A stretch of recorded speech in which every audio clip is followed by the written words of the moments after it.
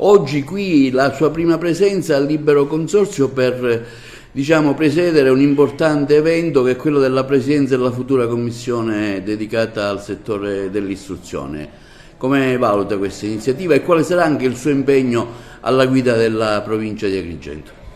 Preliminarmente vorrei salutare tutti gli ascoltatori che ascolteranno questa intervista e anche portare un saluto a tutti i cittadini della provincia di Agrigento, di cui mi onoro di essere solo per un breve periodo il commissario, e mi auguro anche di portarlo alle legittime elezioni nel più breve tempo possibile. Ci auguriamo in primavera, una volta approvata la riforma che si auspica venga approvata in tempi abbastanza rapidi.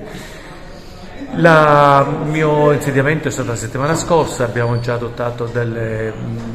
decisioni urgenti che si erano rese necessarie in attesa appunto della nomina del commissario. Oggi ci troviamo a dover eleggere da parte dell'Assemblea dei Sindaci di numero 7 componenti di un comitato che andrà a decidere su delle scelte fondamentali in materia di istruzione e di rete territoriale degli istituti scolastici della provincia. I partecipanti, numerosi rispetto anche al passato, in rappresentanza appunto dei territori, quindi sindaci, assessori, con molto senso di responsabilità hanno partecipato numerosi. In questo momento si stanno decidendo quelli che sono gli effetti di una lista unitaria per consentire non una rappresentanza frammentata di soggetti che sono stati eletti singolarmente, ma attraverso una coesione, una corale scelta che rispetti il dato numerico e territoriale della provincia, possa al meglio difendere quelle che sono, provare a difendere quelle che sono le aspettative della provincia di Agrigento, senza difese corporative, ma per la difesa di principi generali ed astratti che però poi nell'applicazione concreta devono trovare un bilanciamento tra quelli che sono appunto i principi e quelle che sono poi le applicazioni concrete in un territorio che è molto variegato, che va da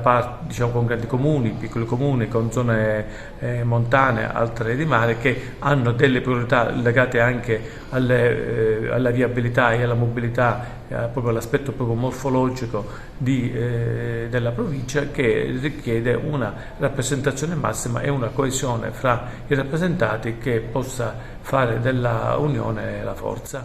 Che stato di salute ha trovato del Libero Consorzio, commissario? Riferisco ai conti, un po' a una situazione generale. Allora,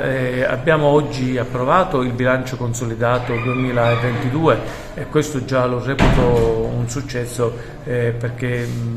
va approvato di norma entro il 30 settembre e noi siamo arrivati veramente con un lievissimo ritardo rispetto ad un adempimento che in molte altre strutture pubbliche purtroppo viene approvato molto tempo dopo. Stiamo lavorando al bilancio previsionale 24, 25, 26, anche qui siamo a un buon punto. Ho appena deciso insieme al ragioniere quelli che sono linee guida, già i dirigenti hanno fatto pervenire le loro proposte operative. Sarà un bilancio chiaramente che tiene conto prevalentemente di obbligazioni già assunte nel passato e quindi un bilancio direi ingessato per gran parte, che non consente di fare spese aggiuntive,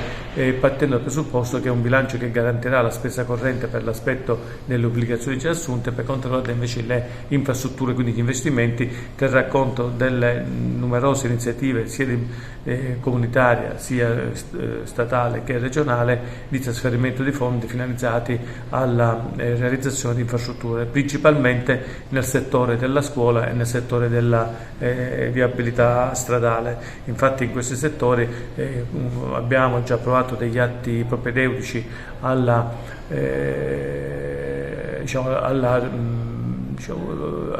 agli investimenti in questi due settori, in particolare il piano triennale delle opere pubbliche, il piano triennale degli acquisti dei beni e servizi, che consentiranno da un lato di dare gli incarichi per poter sviluppare le progettazioni previa esame del